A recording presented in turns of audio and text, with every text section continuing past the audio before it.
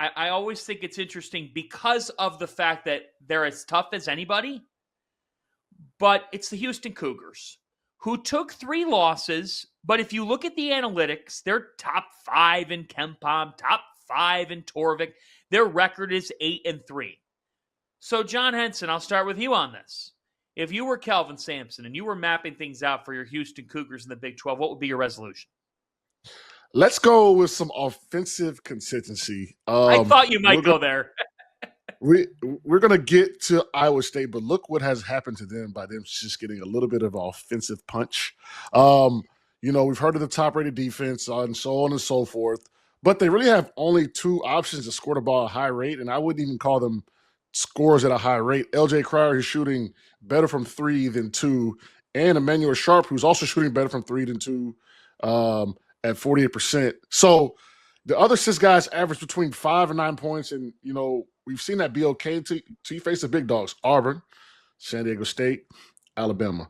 Defense will only get you so far. You have to have some sort of resemblance of offense, and it's a sub-100 ranked offense on KenPom. It's going to be hard for them to get past the second weekend, which is what we're kind of used to seeing Houston do, right? They roll through the tournament. They kind of get to the Elite 8, Final Four type fringe, and then they lose.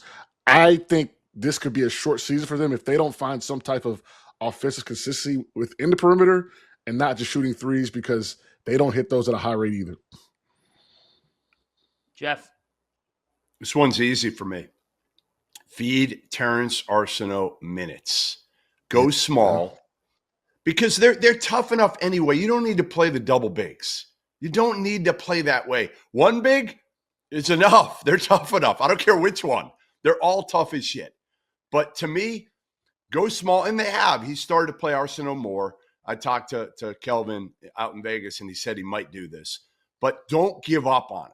You've done it in bye games, really, over the last couple of weeks. Stick with it in Big 12 play, even if it doesn't work early, because that's your highest upside. You're shooting the hell out of the ball as a team.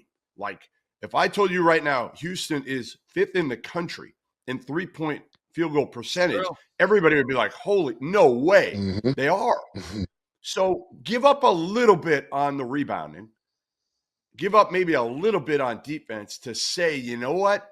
We're going to have a chance with this lineup, with Arsenal playing some 3, some 4, at having a higher upside and maybe winning this whole thing if Arsenal, because he was so good a couple years ago before the injuries. He's so talented. He's different than everything else they have right now in terms of that big wing who can slash, who can score, who can also defend, and we'll see if he does that at the highest level. But that's what I would do if I was Kelvin. Yeah, I think that for Houston, when you look at them, they're always going to be the toughest team on the court, and they're going to defend their tails off. So the resolution goes without saying. How do you tinker things offensively? If I were to look at anything with them, I would say this. There's 364 teams in the country. They are 361st in tempo. 361. That means they're the 4th slowest playing team in the country. And guys, that's where I'm all for. And this is also by design.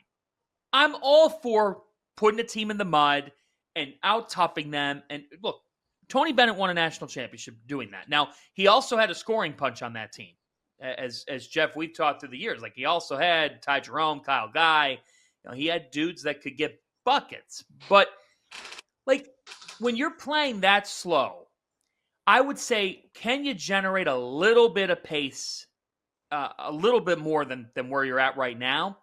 And then the other thing is, it does feel like, I think the other resolution I would have is get Cryer, Sharp, and Uzan on the same page. Milos Uzan has had a solid year to this point in terms of assists. He's got 5 assists per game. Has the scoring piece been there? Well, they have Cryer and Sharp to do that, but I'd like to see Milos just find his scoring knack a little bit more in the new year and get those guys on the same page. Because to me right now, even in Vegas, it felt like they hadn't all the pieces to the puzzle hadn't fully been fit. Are they a great front court team? No. Which is why, Jeff, I think your suggestion of going smaller, is a very good one